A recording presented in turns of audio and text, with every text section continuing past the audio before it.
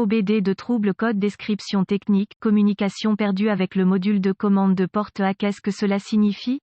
Il s'agit d'un code générique de diagnostic du système de communication qui s'applique à la plupart des marques et modèles de véhicules OBDII. Ce code signifie que le module de commande de porte A (DCMA) et les autres modules de commande du véhicule ne communiquent pas entre eux. Le circuit le plus souvent utilisé pour communiquer avec est connu sous le nom de communication de bus de réseau de zone de contrôleur, ou simplement bus CAN. Les modules communiquent entre eux via un réseau. Un peu comme le réseau que vous avez à la maison ou au travail, il existe plusieurs systèmes de réseau utilisés par les constructeurs automobiles. Avant 2004, les systèmes de communication de module à module les plus courants, pas tout compris, étaient l'interface de communication série ou SCI, bus SAE-J1850 ou PCI, et Chrysler Collision Detection, ou CCD. Le système le plus couramment utilisé après 2004 est connu sous le nom de communication par bus de réseau de zone de contrôleur, ou simplement, bus CAN, était également utilisé avant 2004 sur un petit segment de véhicules. Sans ce bus CAN, les modules de commande ne peuvent pas échanger d'informations et votre outil d'analyse peut ou non être en mesure d'obtenir des informations du véhicule. Selon le circuit concerné, le module de commande de porte A (DCMA) est généralement situé derrière le panneau de protection adjacent à la porte en question, peut également être monté à l'intérieur de la porte en question. Il reçoit les entrées d'une variété de capteurs, certains câblés directement sur celui-ci, tandis que la plupart sont envoyés sur le système de communication par bus à partir du module de commande du groupe motopropulseur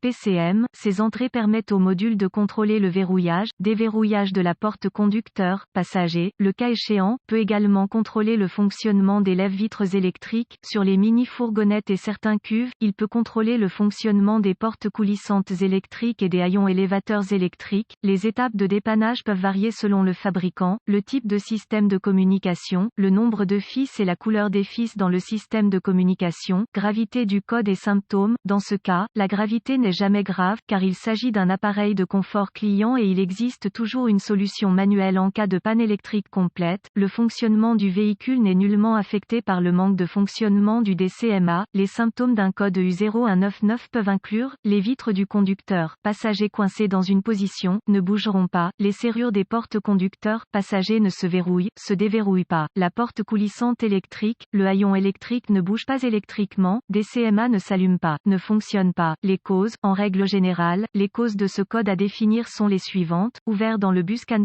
ou circuit, court-circuit à l'alimentation ou à la terre dans l'un des circuits du bus CAN, pas d'alimentation ou de mise à la terre au module DCMA, rarement, module de commande défectueux, procédure de diagnostic et de réparation. Un bon point de départ pour tous les diagnostics électriques est de vérifier les bulletins de service technique (BST) pour votre véhicule. Le problème que vous rencontrez est peut-être connu d'autres personnes sur le terrain. Un correctif connu a peut-être été proposé par le fabricant et peut vous faire économiser du temps et de l'argent lors du diagnostic. Il est supposé à ce stade qu'un lecteur de code est à votre disposition, car vous avez pu accéder au code jusqu'à présent. Vérifiez s'il existe d'autres codes d'erreur de diagnostic liés à la communication par bus ou à la batterie, allumage. Si tel est le cas, vous devez d'abord les diagnostiquer, car un diagnostic erroné peut survenir si vous diagnostiquez le code U0199 avant que l'un des codes de base n'ait été soigneusement diagnostiqué et réparé. Si le seul code que vous obtenez d'autres modules est le U0199, essayez d'accéder au DCMA. Si vous pouvez accéder au code à partir du DCMA, alors le code U0199 est soit intermittent soit un code mémoire. En cas d'impossibilité d'accéder au DCMA, le code U0199 que les autres modules définissent est actif et le problème est présent. La défaillance la plus courante est un défaut de circuit qui provoque une perte d'alimentation ou de mise à la terre du module de commande de porte A. Vérifiez tous les fusibles qui alimentent le module DCMA de ce véhicule. Vérifiez tous les motifs du DCMA. Localisez l'emplacement des points de fixation au sol sur le véhicule et assurez-vous que ces connexions sont propres et serrées.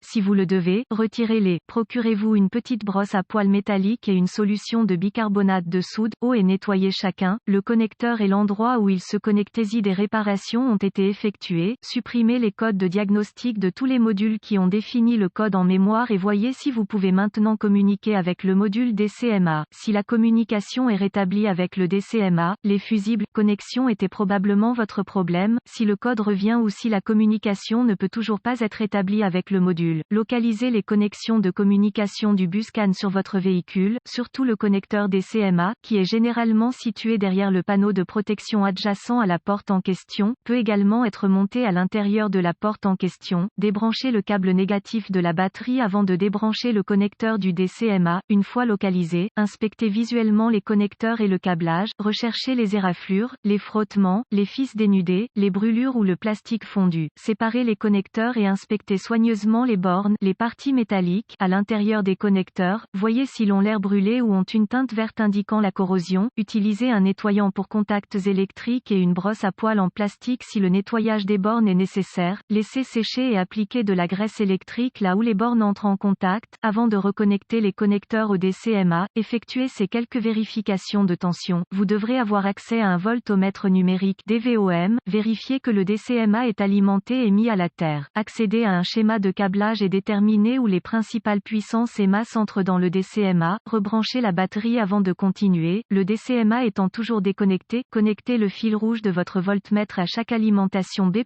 tension de la batterie, entrant dans le connecteur DCMA et le fil noir de votre voltmètre à une bonne mise à la terre. Si vous n'êtes pas sûr, le négatif de la batterie fonctionne toujours, vous devriez voir une lecture de la tension de la batterie. Vérifiez également que vous avez de bonnes raisons. Accrochez le fil rouge de votre voltmètre au positif de la batterie B+, et le fil noir à chaque circuit de masse. Encore une fois, vous devriez voir la tension de la batterie à chaque connexion. Sinon, réparez le problème du circuit d'alimentation ou de mise à la terre. Vérifiez ensuite les deux circuits de communication. Localisez les circuits CAN-C+, ou HSCAN+, et CAN-C, ou HSCAN, avec le fil noir de votre voltmètre connecté à une bonne masse. Connectez le fil rouge à CAN-C+, avec la clé allumée, le moteur éteint. Vous devriez voir environ 2,6 volts et fluctuer légèrement. Ensuite, connectez le fil rouge du voltmètre au circuit CAN-C. Vous devriez voir environ 2,4 volts et fluctuer légèrement. D'autres fabricants affichent CAN-C à environ 0,5 volts et la clé fluctuante à l'arrêt du moteur. Vérifiez les spécifications de votre fabricant. Si tous les tests ont réussi et que la communication n'est toujours pas possible, ou si vous n'avez pas pu effacer le code d'erreur U0199,